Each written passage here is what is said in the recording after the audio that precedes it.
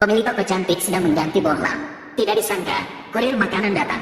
Karena kurir sedang melihat pesanan, tanpa sengaja menabrak sang pemilik toko. Akibatnya, efek inersia. Dia tidak bisa mengendalikan. Langsung memecahkan vas antik senilai 50 juta di atas meja. Hancur. Vas saya. Maafkan saya, pemilik toko.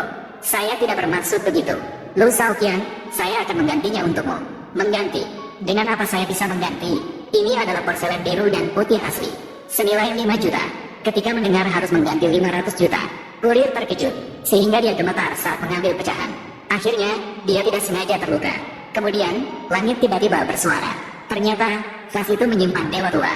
Saat itu, Dewa Tua memberikan keberuntungan finansial. Dewa juga akan memberkati Anda. Semoga sukses dan beruntung di tahun baru. Rezeki melimpah. Semoga lancar dan mudah.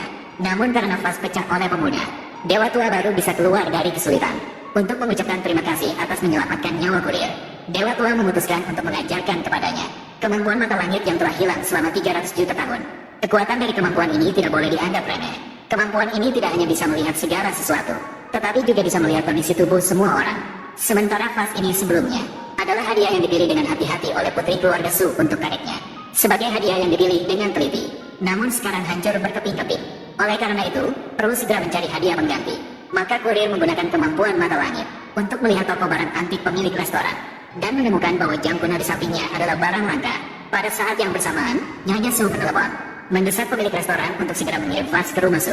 Kurir dengan cepat berpikir dan menyarankan menggunakan jam kuno sebagai pengganti. Dan pemilik restoran tidak punya pilihan lain kecuali mendengarkan saran pemuda tersebut. Kemudian, pengantar makanan naik sepeda motor listrik membawanya ke rumah Su. Namun, ketika kakek Su melihat jam kuno yang dibawa oleh kedua orang itu, dia marah besar. Lagi pula hari ini adalah ulang tahunnya. Namun kedua orang itu malah memberikan jam kepada orang tua itu. Barang kacau. Apakah kalian ingin mengantarkan aku ke kuburan? Baiklah, Su Qianyu, kau memesan makanan. Dan mereka mengirimkan jam rusak ke sini. Apa maksudnya? Apakah kalian mengutuk kakekku? Kakek, aku benar-benar tidak tahu bahwa kedua orang kacau ini dan jam rusak ini bawa keluar bersama-sama. Tunggu sebentar. Mengapa kalian tidak tahu diri? Aku bahkan memberikanmu hadiah ulang tahun senilai 1 miliar untukmu, dan kalian masih memperlakukanku seperti ini. Hahaha. Tunggu. Aku tidak salah dengar, kan? Kau bilang jam ini senilai 1 miliar. Hahaha. Lin Peng, kau bilang kakekmu menjual barang antik. Saya hanya mempercayainya. Mengapa kau menipuku? Sudah berapa tahun jam ini ada di rumah saya? Bagaimana mungkin 1 miliar? Lian, kamu percaya padaku? Hanya lonceng ini memang nilainya 1 miliar. Hanya itu. Jangan percaya padamu lagi. Hanya mainan ini nilainya akan 1 miliar. Aku berlutut dan memanggilmu kakek. Hahaha. Tidak perlu. Langsung panggil ayah. Memanggilku kakek akan membuatku terlihat tua. Aku agak. Hei, sudah cukup.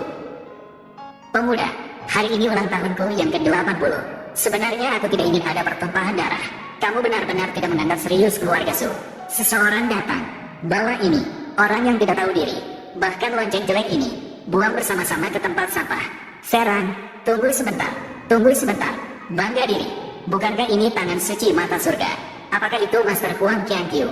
Tuan Huang. Tuan Huang. Saya telah berkecimpung dalam penilaian barang antik selama lebih dari 60 tahun. Telah melihat ribuan barang antik dari yang terbesar hingga yang terkecil. Barang-barang langka dan berharga. Sekali lagi, diakui oleh negara sebagai tangan suci mata surga.